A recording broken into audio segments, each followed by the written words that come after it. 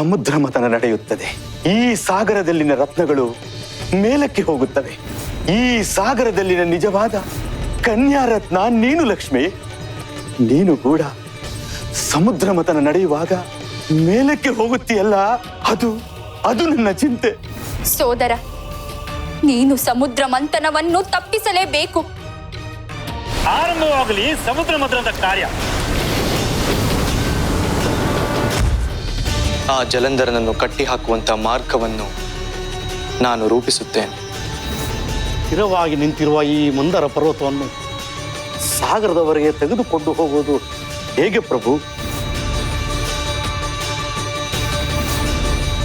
ಮಂದರ ಪರ್ವತವನ್ನು ನಾನೇ ಭೂಮಿಯಿಂದ ಮೇಲೆತ್ತುತ್ತೇನೆ.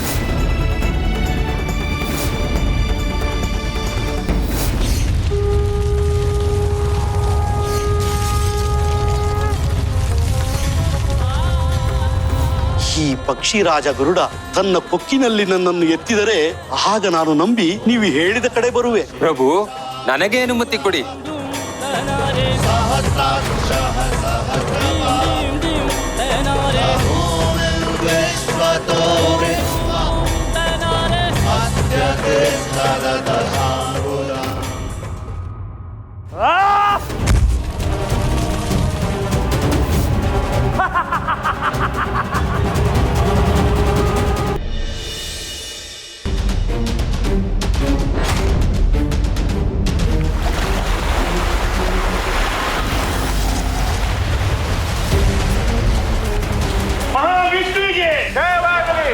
ಮಹಾಸರ್ಪ ವಾಸುಕಿ, ನೀನಿನ್ನು ಮಂದರ ಪರ್ವತವನ್ನು ಸುತ್ತಿಕೊಳ್ಳಬಹುದು.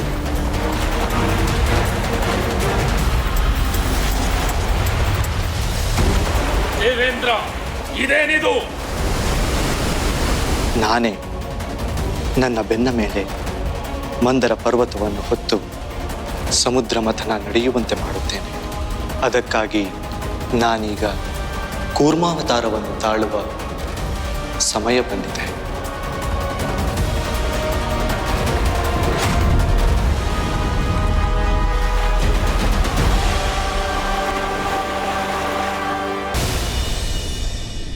ನಾನೇ ನನ್ನ ಬೆನ್ನ ಮೇಲೆ ಮಂದರ ಪರ್ವತವನ್ನು ಹೊತ್ತು ಸಮುದ್ರ ಮಥನ ನಡೆಯುವಂತೆ ಮಾಡುತ್ತೇನೆ. ಅದಕ್ಕಾಗಿ ನಾನೀಗ ಕೂರ್ಮಾವತಾರವನ್ನು ತಾಳುವ ಸಮಯ ಬಂದಿದೆ.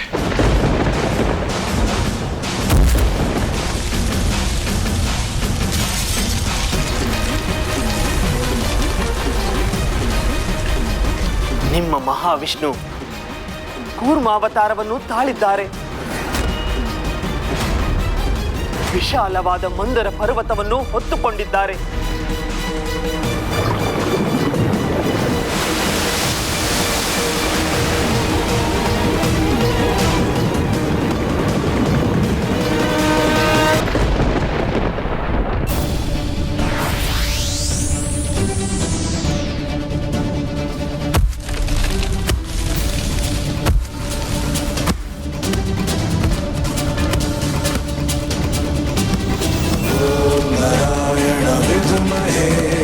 वासुदेवाय धीमहि पद्मनाभाय धीमहि तन्नो विष्णु प्रचोदयात्।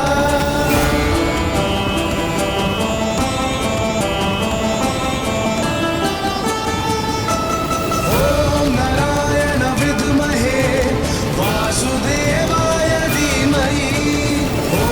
महाविष्णु नमो नमः।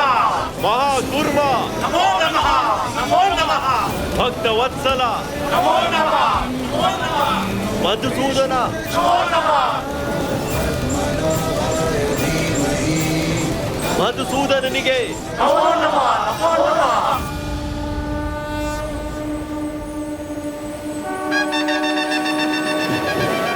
ಪಕ್ಷಿರಾಜ ಗರುಡ, ನಾನೀಗ ನೀರಿನೊಳಗೆ ಹೋಗುತ್ತೇನೆ. ನಂತರ ನೀನು ನನ್ನ ಬೆನ್ನಿನ ಮೇಲೆ ಮಂದರ ಪರ್ವತವನ್ನು ಇಡು. ತಮ್ಮ ಆಜ್ಞೆಯಂತೆಯೇ ಆಗಲಿ ಪ್ರಭು.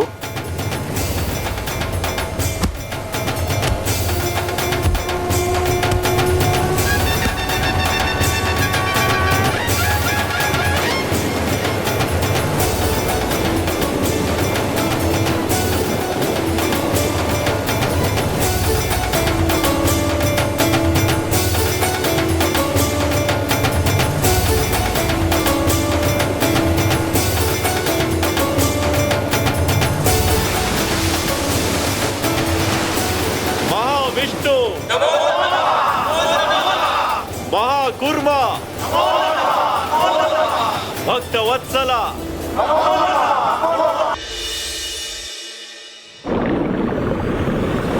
ಸ್ವಾಮಿ, ನೀವೀಗಲೇ ಸಮುದ್ರ ಮಥನ ಕಾರ್ಯವನ್ನು ನಿಲ್ಲಿಸಿ ಪರ್ವತವನ್ನು ಬಿಟ್ಟು ಹೊರಬನ್ನಿರಿ ಸ್ವಾಮಿ, ಹೊರಬನ್ನಿರಿ.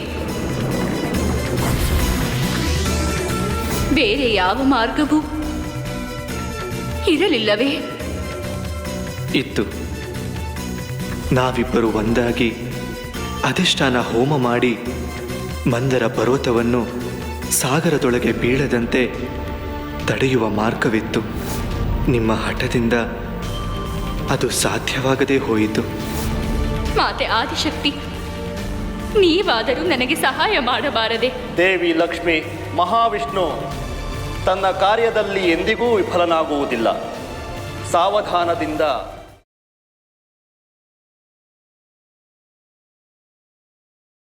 ನೀವೇ ಅಲ್ವಾ ನನಗೆ ಫೋನ್ ಮಾಡಿದ್ದು? ನೀವು? ನಾನು ನರಸಿಂಹ ಅವ್ರ ಸೊಸೆ ಗೀತಾ ಅಂತ. ನೀವ್ ಫೋನ್ ಮಾಡಿದ್ದು ಅಂತ ನಾವ್ ಯಾರಿಗೂ ಹೇಳೋದಿಲ್ಲ. ನೀವ್ ಹೆದರೋ ಅಗತ್ಯ ಇಲ್ಲ. ಆ ಹೆಂಗ್ಸ್ ಮನೆ ಎಲ್ಲಿದೆ ಅಂತ ಒಂಚೂರು ಹೇಳಿ. ನೋಡಿ ಸಿಸ್ಟರ್, ನಿಮ್ಗೇನು ತೊಂದರೆ ಆಗಲ್ಲ, ನಾನು ನೋಡ್ಕೋತೀನಿ. ದಯವಿಟ್ಟು ಆ ಮನೆ ಎಲ್ಲಿದೆ ಅಂತ ಹೇಳಿ ಪ್ಲೀಸ್. ಇವ್ರಿಗೆ ಅಬೋರ್ಷನ್ ಮಾಡಿಸ್ಬೇಕಾಯ್ತು. 20 ಆಗುತ್ತೆ.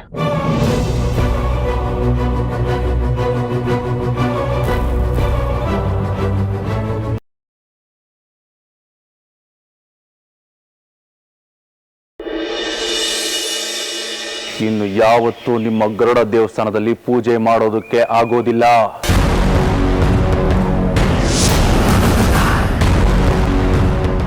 ನಿಮ್ಮ ಇಡೀ ವಂಶ ನಿರ್ವಂಶ ಆಗೋಗುತ್ತೆ. ನಿಮ್ಮ ಜೀವ ಉಳಿಸೋದಕ್ಕೆ ಆ ಪರಶಿವನಿಂದನೂ ಸಾಧ್ಯ ಇಲ್ಲ. ನಾನು ನಾಗಿಣಿನ ಹಿಡಿದು ಕಟ್ಟಾಕಿದ್ದೀನಿ.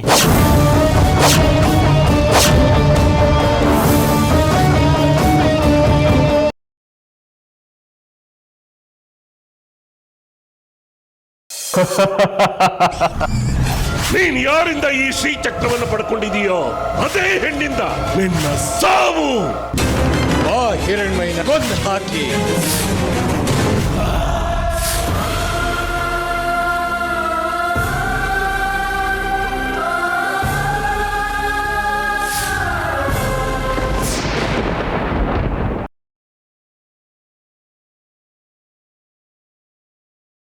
ಅವ್ರು ತಪ್ಪು ಮಾಡಿದ್ರು ನಿಜ, ಆದರೆ ಆ ತಪ್ಪಿಂದ ಈ ರೀತಿ ಅನಾಹುತ ಮಾಡ್ಕೊಳ್ಳೋದು ದೊಡ್ಡ ತಪ್ಪು ಅಂತ ಅವ್ರಿಗೆ ತಿಳಿಲಿಲ್ಲ.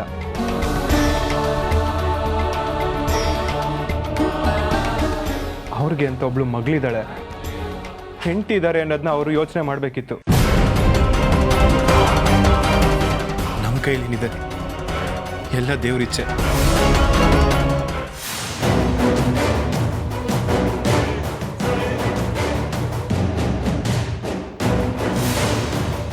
ಕಳ್ಸೋದು ಅವನೇ, ಕರ್ಕೊಳ್ಳೋದು ಅವನೇ.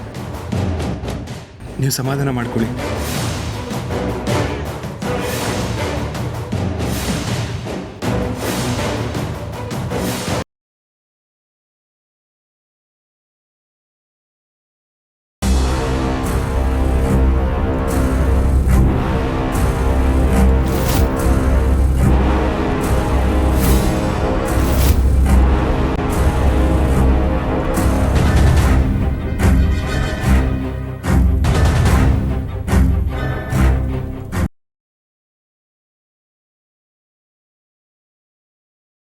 ಮಾವ, ಕ್ವಾಪ್ದಲ್ಲಿ ಹೇಳಿದ್ರು ಮಿಸ್ಸರ್ ಸುಬ್ಲಕ್ಷ್ಮಿ ಗುರುಮೂರ್ತಿ ಅಂದ್ರಲ್ಲ, ಅಷ್ಟು ಸಾಕು. ನಿಮಗ್ ನನ್ನ ಮ್ಯಾಲೆ ಎಷ್ಟು ಪ್ರೀತಿ ಐತೆ ಅಂತ ಇದೇ ಹೇಳ್ತದೆ.